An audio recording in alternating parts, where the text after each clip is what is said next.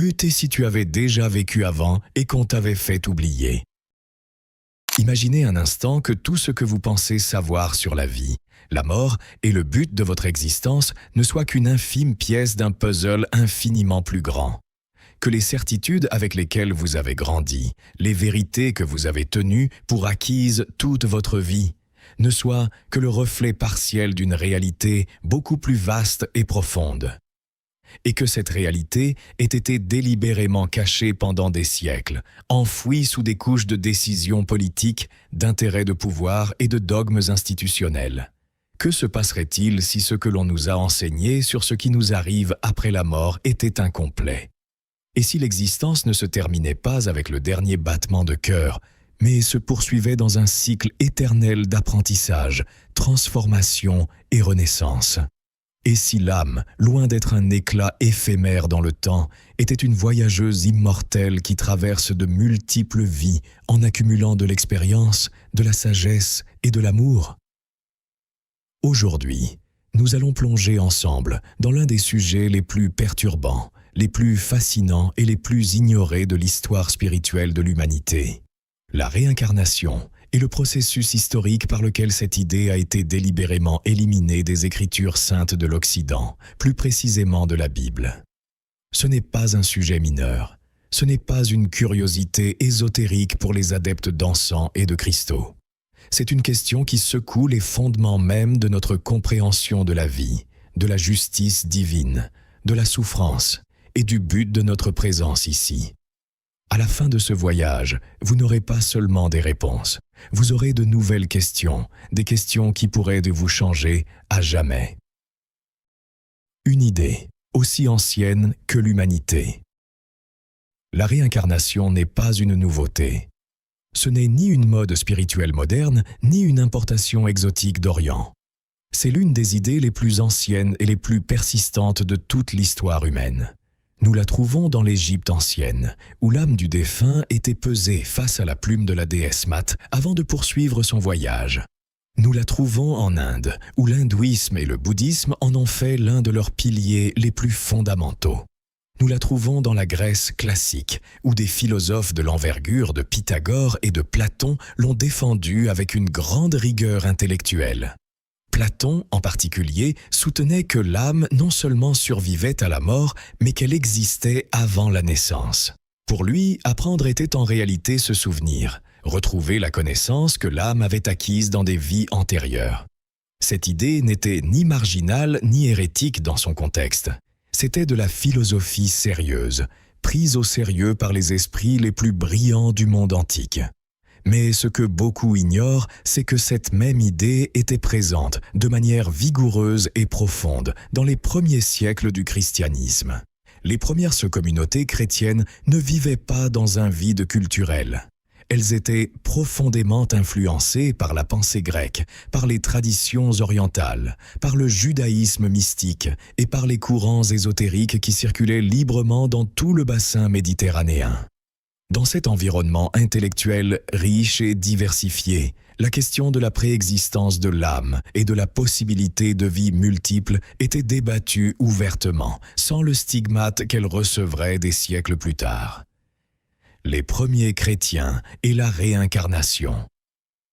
L'un des penseurs les plus influents du christianisme primitif était Origène d'Alexandrie, un théologien du IIIe siècle dont la profondeur intellectuelle n'a pas été égalée par beaucoup dans l'histoire de l'Église. Origène a développé une théologie sophistiquée dans laquelle il défendait la préexistence de l'âme. L'idée que les âmes existent avant de naître dans un corps physique et que le processus de la vie terrestre fait partie d'un long voyage de purification et de retour à Dieu. Pour Origène, cette doctrine ne contredisait pas la foi chrétienne, mais l'enrichissait. Un Dieu véritablement juste et aimant, raisonnait-il, ne pourrait condamner éternellement une âme qui a eu à peine une seule occasion d'apprendre et de grandir. La justice divine exige qu'il existe suffisamment d'opportunités pour que chaque être atteigne son plein potentiel spirituel. Les vies multiples, dans ce schéma, ne sont ni un châtiment ni un piège. Elles sont une grâce. Cette perspective était cohérente avec certains passages des Écritures elles-mêmes qui circulaient à cette époque. Pensons à l'un des moments les plus intrigants des Évangiles. Dans l'Évangile selon saint Jean, Jésus et ses disciples rencontrent un homme aveugle de naissance. Les disciples, au lieu de demander simplement comment l'aider, posent une question révélatrice. Qui a péché, cet homme ou ses parents, pour qu'il soit né aveugle? Arrêtez-vous sur cette question. Si l'homme est né aveugle, comment aurait-il pu pécher lui-même pour mériter cette condition? La seule réponse logique, la seule qui donne un sens à la question, est que les disciples considéraient possible que cet homme ait péché avant de naître, c'est-à-dire dans une vie antérieure. Cette question ne surgit pas de nulle part. Elle émerge d'un environnement culturel où l'idée de la préexistence de l'âme et de la transmigration entre les vies était une possibilité sérieuse, débattue et envisagée. Il existe un autre passage tout aussi révélateur. Dans l'Évangile de Matthieu, Jésus fait une déclaration qui a déconcerté ses disciples. Il dit que Jean le Baptiste est l'Élie qui devait venir. Élie, le grand prophète de l'Ancien Testament, était mort des siècles plus tôt. Pourtant, Jésus semble affirmer que son esprit est revenu dans le corps de Jean.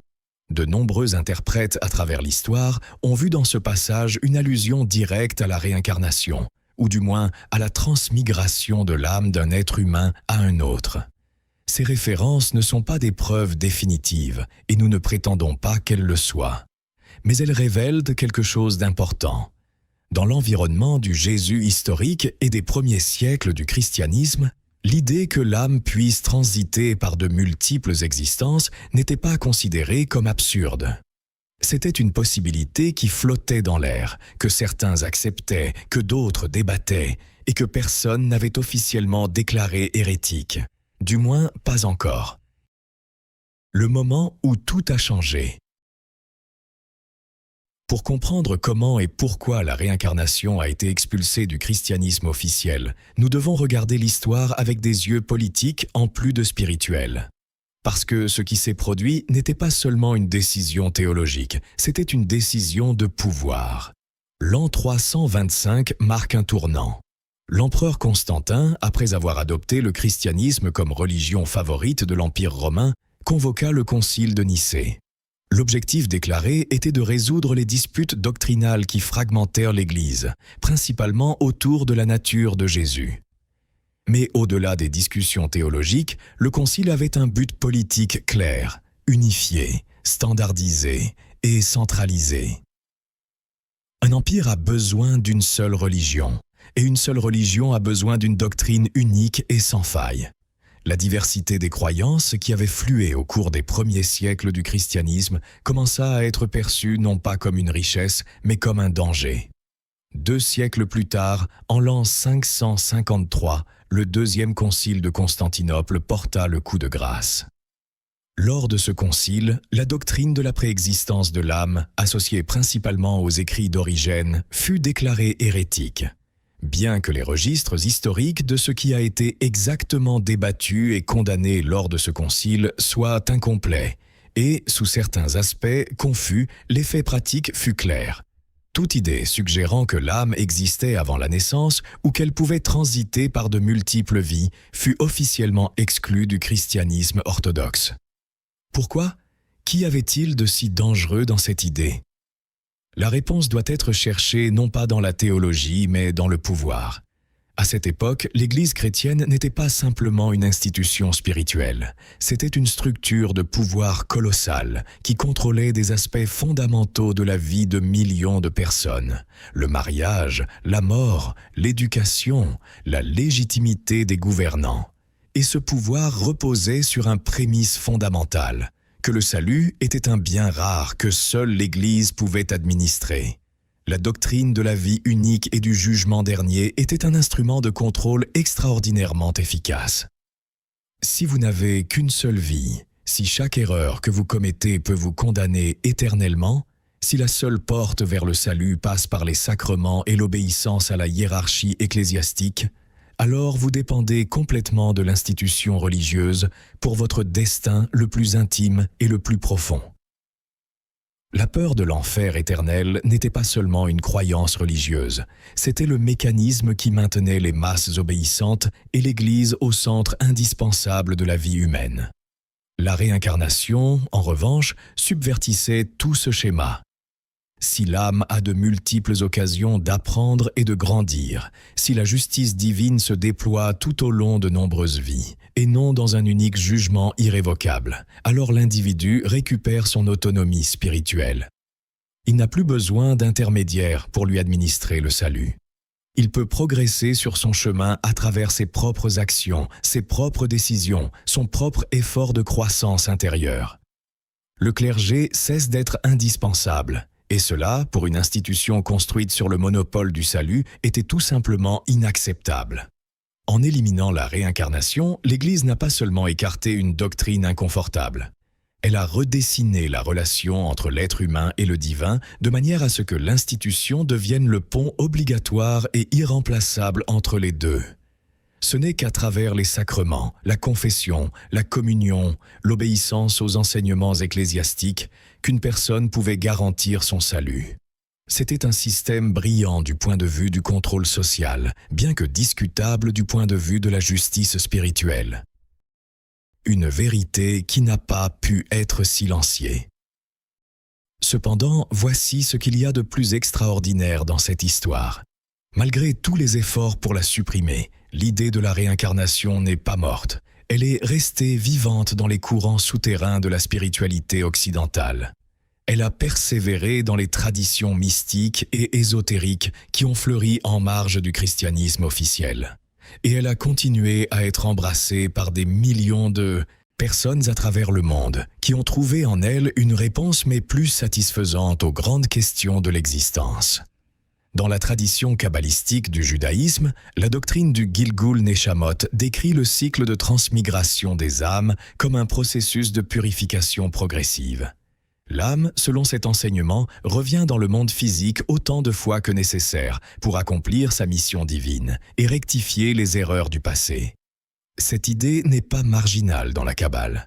Elle est centrale, profonde et élaborée avec une richesse conceptuelle impressionnante. Le gnosticisme, un courant de pensée chrétien primitif qui a été férocement persécuté et finalement écrasé par l'Église orthodoxe, enseignait également que les âmes pouvaient revenir dans le monde matériel pour achever leur processus de rédemption et atteindre la gnose, la connaissance directe du divin. Les textes gnostiques qui ont survécu, dont beaucoup ont été découverts à peine au XXe siècle à Nag Hammadi, révèlent un univers spirituel vaste que l'histoire officielle avait presque entièrement effacé. En Orient, bien sûr, la réincarnation n'a jamais eu besoin de se cacher. L'hindouisme l'a articulée avec une profondeur philosophique inégalée. La Bhagavad Gita, l'un des textes sacrés les plus lus de l'histoire, l'exprime avec une image d'une simplicité et d'une beauté dévastatrice. Tout comme une personne enlève ses vêtements usés pour en mettre de nouveaux, l'âme abandonne un corps fatigué pour en habiter un autre. La mort n'est pas la fin, mais un changement de vêtements. Le voyageur poursuit son chemin.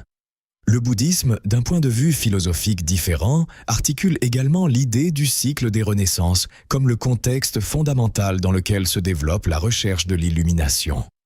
Le samsara, la roue des naissances et des morts, est la réalité que le pratiquant cherche à comprendre et éventuellement à transcender. Et le karma, la loi de cause à effet qui détermine les conditions de chaque naissance, est le mécanisme qui donne une cohérence morale à l'univers. La science se penche sur le mystère. L'un des aspects les plus surprenants de l'histoire moderne de la réincarnation est qu'elle a commencé à attirer l'attention de chercheurs sérieux dans le domaine académique et scientifique. Nous ne parlons pas de voyants ni de passionnés d'ésotérisme, mais de scientifiques aux références impeccables qui ont pris la peine d'étudier avec une grande rigueur méthodologique des cas qui défient l'explication conventionnelle. Le plus notable de ces chercheurs fut le docteur Ian Stevenson, psychiatre à l'Université de Virginie, qui a consacré des décennies de sa carrière à documenter des cas d'enfants qui prétendaient se souvenir de vies antérieures. Sa méthodologie était scrupuleuse. Il vérifiait chaque détail décrit par l'enfant, les comparait avec des registres historiques et des témoignages de proches de la personne prétendument mémorisée, et ne considérait un cas comme significatif que lorsque la corrélation entre le récit de l'enfant et les faits vérifiables était impossible à attribuer au hasard ou à la fraude. Les résultats de ces recherches, publiés dans des ouvrages académiques d'un poids considérable, sont difficiles à écarter. Dans l'un des cas les plus cités, un enfant en Inde commença dès son plus jeune âge à décrire avec une précision extraordinaire la vie d'un homme qui avait vécu dans un village voisin. Il se souvenait du nom de l'homme, du nom de ses proches, de son métier, de l'aspect de sa maison et, de manière particulièrement frappante, des circonstances exactes de sa mort. Lorsque les chercheurs visitèrent le village et comparèrent les détails du récit avec les registres disponibles, ils découvrirent que tout coïncidait avec une exactitude qui n'admettait pas d'explication facile. Comment un jeune enfant, sans accès à ces informations, peut-il les décrire avec une telle précision ? Cette question n'a pas de réponse confortable dans les cadres explicatifs de la science conventionnelle. Et c'est précisément ce qui la rend si troublante et si importante. Parallèlement, l'essor des recherches sur les expériences de mort imminente a apporté un autre ensemble de preuves qui défient nos hypothèses sur la conscience et sa relation avec le corps physique. Des milliers de personnes qui ont été cliniquement mortes puis réanimées décrivent des expériences qui partagent des éléments remarquablement cohérents entre eux et à travers des cultures radicalement différentes. La sensation de se détacher du corps, la rencontre avec des êtres de lumière, la revue panoramique de sa propre vie, la perception que l'existence se poursuit sur un plan différent. Ces expériences ne prouvent pas la réincarnation de manière directe. Elles remettent profondément en question l'hypothèse matérialiste selon laquelle la conscience est simplement un produit du cerveau qui s'éteint avec la mort. Si la conscience peut exister et percevoir même lorsque le cerveau a cessé de fonctionner, alors la question de savoir ce qui arrive à cette conscience après la mort permanente devient beaucoup plus ouverte et plus intéressante que ce que la science conventionnelle a l'habitude d'admettre. L'hypnose régressive, bien que plus controversée sur le plan méthodologique, a également ouvert une fenêtre fascinante. Des chercheurs comme le Dr Michael Newton ont guidé des milliers de personnes à travers des états de transe profonde dans lesquels elles décrivent avec une cohérence et des détails frappants des expériences de vies antérieures dans des époques historiques, des cultures et des langues qu'elles ignorent complètement dans leur vie actuelle. Ce ne sont pas des preuves concluantes, mais elles ne sont pas non plus faciles à ignorer. Ce que la réincarnation change en vous. Au-delà du débat historique et des preuves empiriques, il y a une question qui mérite d'être examinée avec le plus grand sérieux. Qu'est-ce que cela change dans votre vie si vous acceptez cette possibilité? La réponse est tout. Si chaque expérience que vous traversez, aussi douloureuse ou incompréhensible qu'elle paraisse, est en réalité une leçon conçue pour la croissance de votre âme, alors la souffrance prend un sens complètement différent. Ce n'est pas un châtiment arbitraire d'un Dieu capricieux. Ce n'est pas la preuve d'un univers indifférent et cruel. C'est la matière première de l'apprentissage. C'est la résistance qui fortifie le muscle de l'âme. Si le karma, le principe selon lequel chaque action génère des conséquences qui se déploient dans le temps, régit l'univers de manière objective et juste, alors chaque décision que vous prenez importe d'une manière profonde et durable. Non pas parce qu'un Dieu vous observe pour vous récompenser ou vous punir, mais parce que vous construisez continuellement votre propre chemin, semant les graines de votre propre avenir. Si les personnes qui apparaissent dans votre vie, celles que vous aimez, celles qui vous mettent au défi, celles qui vous blessent, sont des âmes avec lesquelles vous avez des liens qui transcendent cette existence, alors vos relations acquièrent une densité et une richesse qui vont bien au-delà de ce que la vie ordinaire suggère. Chaque rencontre significative peut être vue comme faisant partie d'un dialogue qui a commencé bien avant votre naissance et qui se poursuivra bien après votre mort. Ainsi, tous les êtres humains, indépendamment de leur culture, de leur religion, de leur nationalité ou de leur classe sociale, sont des âmes dans un voyage partagé à travers le même cycle de vie, de mort et de renaissance. Alors les frontières qui nous divisent se révèlent pour ce qu'elles sont réellement. Des constructions provisoires, des masques que l'âme porte pendant une vie puis abandonne. Au niveau le plus profond, nous sommes des compagnons de voyage. Et cette compréhension, si elle est prise au sérieux, a le pouvoir de transformer la manière dont nous nous traitons les uns les autres. Les grands maîtres spirituels de l'histoire, bien qu'ayant utilisé des langages et des métaphores différents, ont pointé vers cette même vérité. L'amour inconditionnel que Jésus a prêché, le détachement que Bouddha a enseigné, la compassion pour tous les êtres que tous deux ont incarnés prennent une nouvelle dimension lorsqu'on les contemple du point de vue d'une âme qui reconnaît en chaque être humain un voyageur qui a parcouru les mêmes chemins, subi les mêmes pertes, cherché les mêmes réponses. Une invitation, non une imposition. Ici, il est important d'être honnête sur un point. Nous ne savons pas avec certitude si la réincarnation est vraie au sens littéral. Personne ne peut le savoir avec la certitude que la science conventionnelle exige. Ce que nous savons, c'est que c'était une idée présente au cœur de nombreuses traditions spirituelles pendant des millénaires, qu'elle a été supprimée non pas pour des raisons purement théologiques, mais pour des raisons de pouvoir politique et institutionnel, et que malgré cette suppression, elle a survécu, elle a persisté, et elle continue de résonner dans le cœur de millions de personnes. La sagesse ésotérique enseigne que les vérités les plus profondes ne peuvent pas être imposées de l'extérieur. Elles doivent être trouvées de l'intérieur, à travers l'expérience personnelle, la réflexion honnête, le silence intérieur dans lequel l'âme peut parler sans être interrompue par le bruit du monde. Peut-être que la réincarnation n'a pas été complètement détruite. Peut-être a-t-elle seulement été voilée, mise en attente, jusqu'à ce que chaque chercheur soit prêt à la redécouvrir par lui-même. Ce que vous pouvez faire, ici et maintenant, c'est commencer à vivre comme si chaque moment importait de manière éternelle. Parce que, croyez-le ou non, c'est le cas.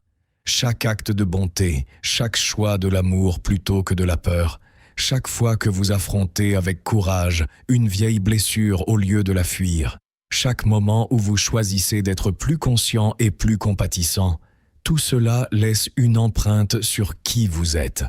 Et qui vous êtes est la seule chose que vous emportez réellement avec vous, que ce soit dans la prochaine vie ou simplement au jour suivant. Le mystère de la réincarnation est une invitation. Une invitation à vivre avec plus de profondeur, plus de responsabilité, plus d'amour. À se rappeler que nous sommes bien plus que nos corps physiques, nos circonstances actuelles et nos identités construites. Nous sommes des âmes dans un voyage éternel vers la compréhension et l'éveil. Et ce voyage ne s'arrête pas ici. Avant de partir, dites-moi dans les commentaires, pensez-vous que l'âme a plus d'une chance? Si vous sentez que cela résonne en vous, si quelque chose en vous a bougé en écoutant ces idées, c'est suffisant. C'est une déclaration. C'est un rappel. C'est le début d'une conversation qui vaut la peine d'être menée. L'âme continue. Et vous aussi.